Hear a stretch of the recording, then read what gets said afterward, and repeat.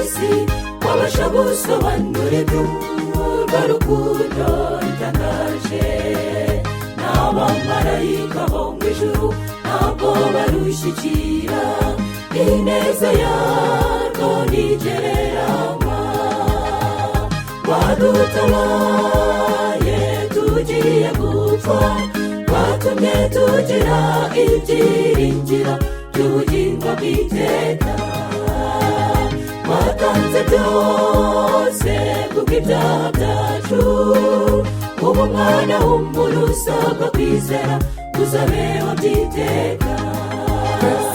Wadutabaye tugiye gupfa, watumye tugira ibyiringiro by'ubugingo bw'iteka.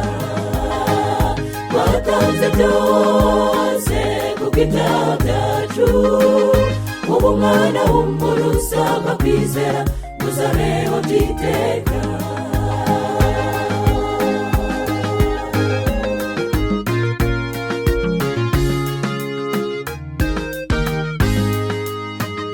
Watumye umwana wawe bambwa ku musaraba, apfurwa twagombaga gupfa, yireherezaho umwana w'umuntu wacungurwe. Uyu munsi kuba tukiriho tubikesha urwo rukundo, tuzaruvuga bose barumenye. Wadutabaye tugiye gupfa, watumye tugira ibyiringiro by'ubugingo bw'iteka. Watanze byose kubw'ibyaha byacu, ubu umwana w'umuntu usabwa kwizera uzabeho by'iteka. Wadutabaye tugiye gupfa, watumye tugira ibyiringiro by'ubugingo bw'iteka.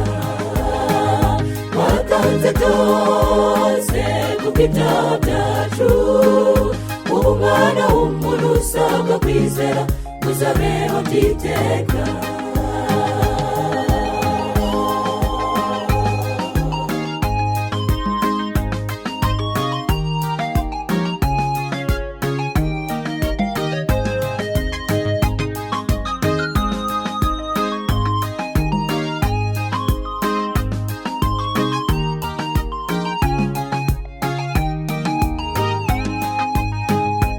Imana yaradukunze ikintu cy'agaciro, ariko ntibisobanuye kubaho tudamaraye tugenda uko dushaka. Agakiza twaherewe ubuntu gafite agaciro kenshi kuruta iby'isi by'imburamumaro. Wadutabaye tugiye gupfa, watumye tugira ibyiringiro by'ubugingo bw'iteka. Watanze byose kubw'ibyaha byacu, ubu umwana w'umuntu usabwa kwizera uzabeho by'iteka. Wadutabaye tugiye gupfa, watumye tugira ibyiringiro by'ubugingo bw'iteka.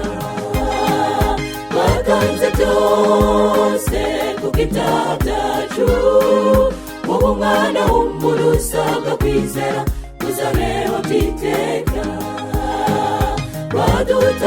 Wadutabaye tugiye gupfa, watumye tugira ibyiringiro by'ubugingo bw'iteka.